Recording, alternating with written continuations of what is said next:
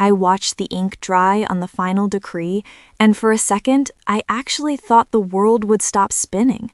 It didn't. The ceiling fan in the lawyer's office kept its rhythmic, annoying click.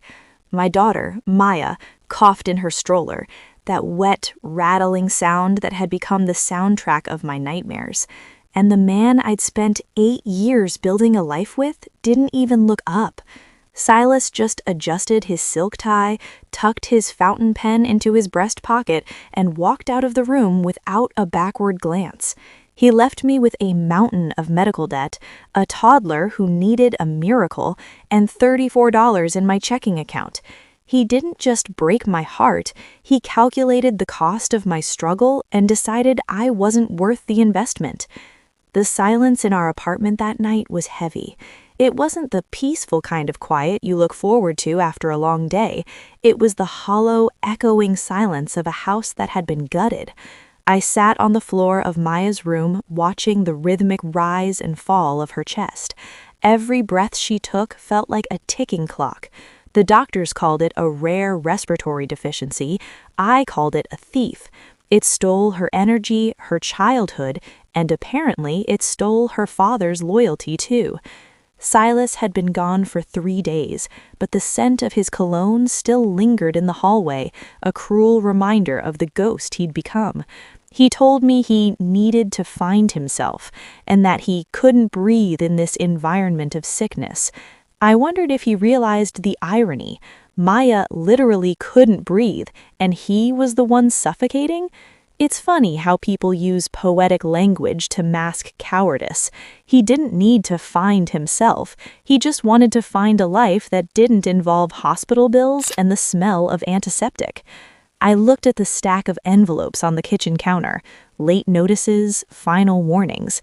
I was a freelance logistics consultant, a job that used to pay well until I had to start turning down contracts to stay in pediatric wards. My brain was a mess of supply chain algorithms and medication schedules. I felt like a bridge with too many trucks on it, waiting for the one heavy load that would finally snap the cables. Then the phone rang. It was 11:15 p.m. "Is this Elena Vance?" a voice asked. It was crisp, professional, and entirely too awake for the hour. "Speaking," I whispered, glancing at the baby monitor. "Ms. Vance, this is Julian Thorne's office. I'm calling regarding the Global Infrastructure Initiative bid you submitted 6 months ago. We'd like to schedule an emergency briefing. You've been shortlisted as the primary contractor." I froze. I'd forgotten I even sent that proposal. It was a desperate, late-night Hail Mary I'd drafted while sitting in a hospital waiting room, a plan for a nationwide medical supply distribution network that optimized rural access. "Shortlisted?" I asked, my voice cracking. "Ms. Vance, you aren't just shortlisted. Mr. Thorne wants to sign the contract. It's a 10-year, $1 billion government-backed initiative. We need you in the office at 8 a.m. tomorrow." I hung up and looked at my reflection in the darkened window. I looked tired. I looked defeated. But for the first time in months, I didn't look invisible. I thought about Silas, who was probably at some trendy bar right now, celebrating his freedom. He had left me because he thought I was a sinking ship. He had no idea I was about to become the ocean. But as the excitement settled, a cold realization hit me. The contract required an immediate bond and a legal partner structure, things Silas and I had set up together in our joint firm before the divorce. According to the papers I signed that morning, he had officially dissolved our partnership. If I took this deal, I had to do it alone, but the legal trail was still messy. Silas had left me with the debt, but he'd also left me with a legal loophole that could either save me or ruin me. The boardroom was all glass and cold steel. Julian Thorne was a man who looked like he'd never had a bad day in his life. Sharp suits, sharper eyes. He slid a folder across the table that was thick enough to be a weapon. "Your distribution model is a work of genius, Elena," he said. "It's not just about the math, it's about the empathy. You factored in the last mile of delivery for rural clinics in a way no one else did. Why?" I thought of Maya. I thought of the 3-hour drives to find the specific nebulizer parts she needed. Because I know what happens when the last mile fails, I said simply. He nodded, satisfied. The contract is yours, $1 billion over 10 years. We provide the capital, you provide the oversight. But there's a hitch. Our background check shows your firm, Vance & Associates, is currently undergoing a legal separation of assets. We can't fund a company in the middle of a divorce settlement. It's too risky. I felt the ground tilt. The divorce was finalized yesterday, I said, my fart hammering. The firm is being restructured as a sole proprietorship. Then you need to prove it, Thorne replied. We need a clean break and a signed release from your former partner, Silas Vance, stating he has no claim to any future intellectual property or contracts stemming from your previous work. I walked out of that building feeling like I was floating and drowning at the same time. I had the world at my fingertips, but Silas held the key. I knew Silas. He wasn't just a quitter, he was a shark. If he smelled money, he'd forget all about finding himself and come straight for the kill. He'd argue that since the bid was submitted while we were married, the contract was a marital asset. He would take half of the billion-dollar dream just to fund the lifestyle he thought he deserved. I spent the next 48 hours in a blur. I hired a private investigator to see where Silas had moved. I expected a modest apartment. Instead, he was staying at a high-end hotel, already seen with a woman 10 years younger than me. He was using the last of our joint savings, the emergency fund for Maya's surgery, to buy champagne for a stranger. The anger I felt wasn't hot. It was absolute zero. It was the kind of cold that makes you capable of things you never thought you could do. I called him. Elena? He answered, sounding annoyed. I told you, talk to the lawyers. I can't deal with the drama right now. It's not drama, Silas. I need you to sign a final release for the firm. There are some old debts and tax liabilities from the freelance work I did last year. If you don't sign off on being removed from the entity entirely, the IRS is going to come after your personal accounts for the back taxes. Taxes? He spat. God, you're always a mess. Fine, send the papers over. I want nothing to do with your failing business or your problems. I'll have a courier bring them tonight. My hand was shaking so hard I had to grip the phone with both hands. I didn't send a courier. I went myself. I waited until I saw him come out of the hotel lobby. He looked refreshed, tanned, like the weight of his sick daughter had never touched his shoulders. When he saw me, his face twisted in disgust. I said a courier, Elena. I don't want a scene. No scene, I said, handing him the clipboard. Just sign.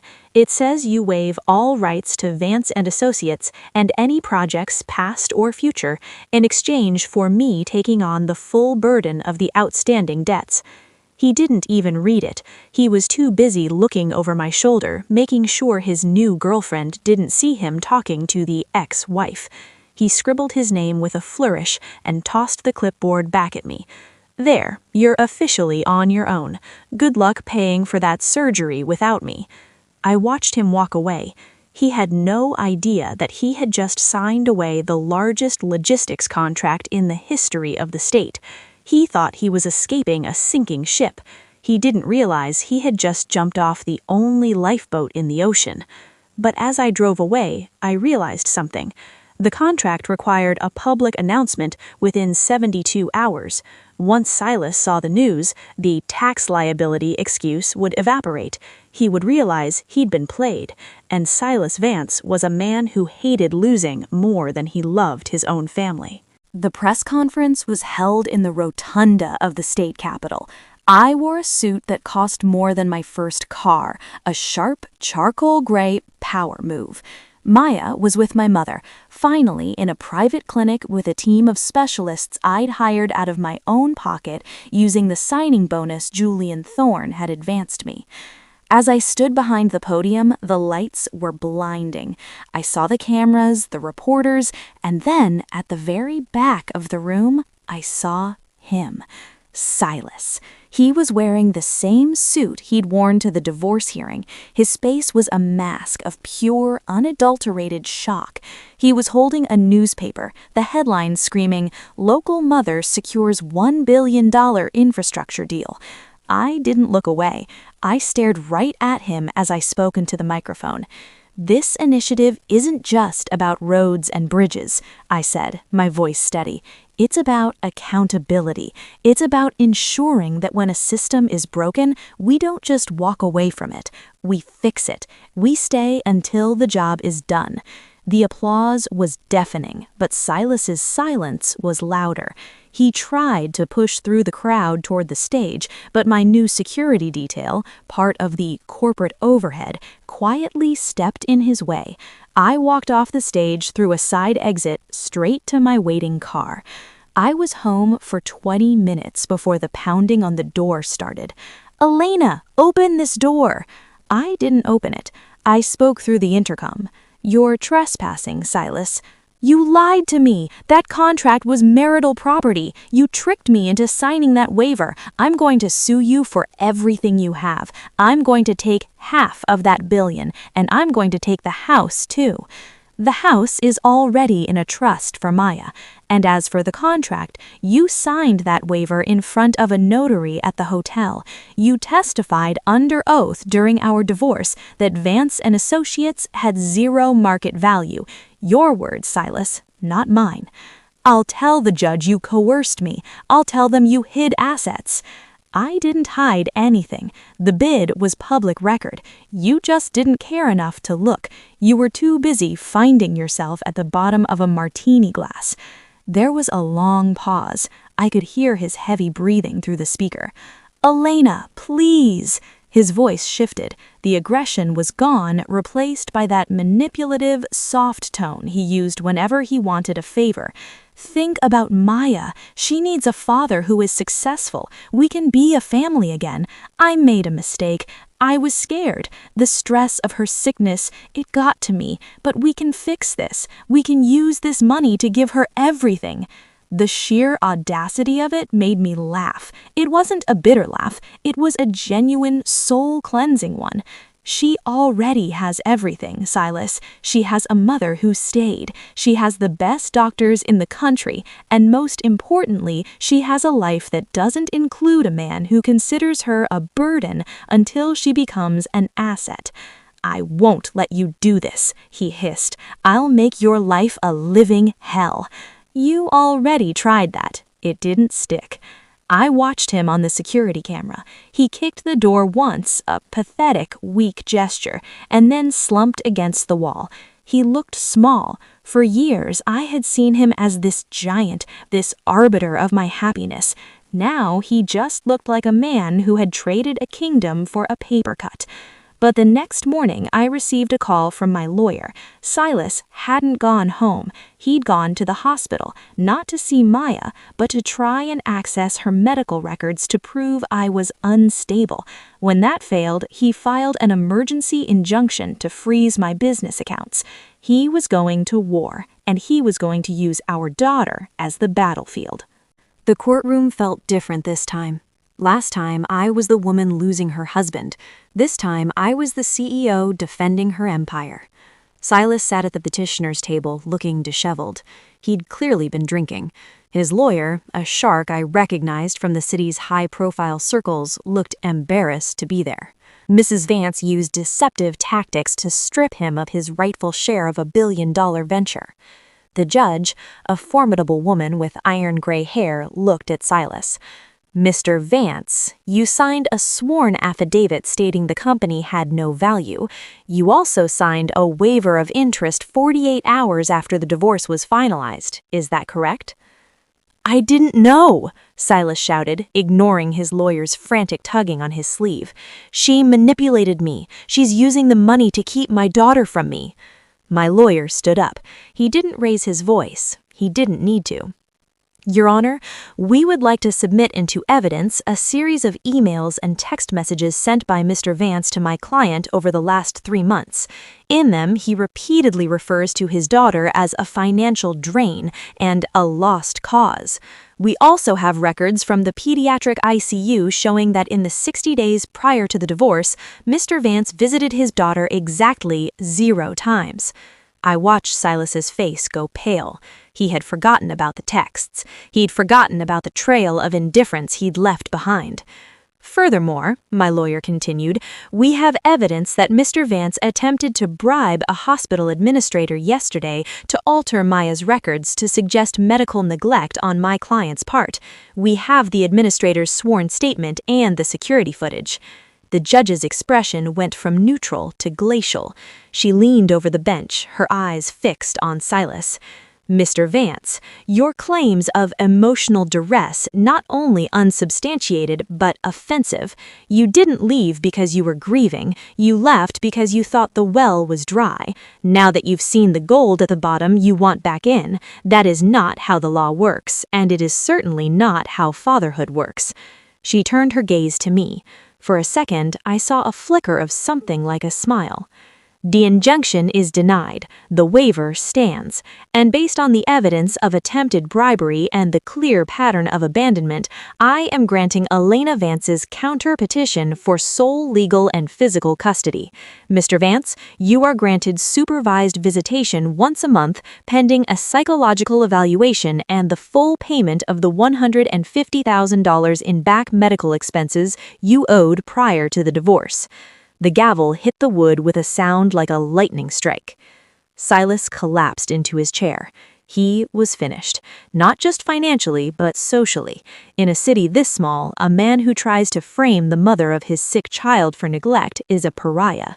He had sought to destroy me to get to the money, and in doing so, he had destroyed the only thing he had left, his reputation.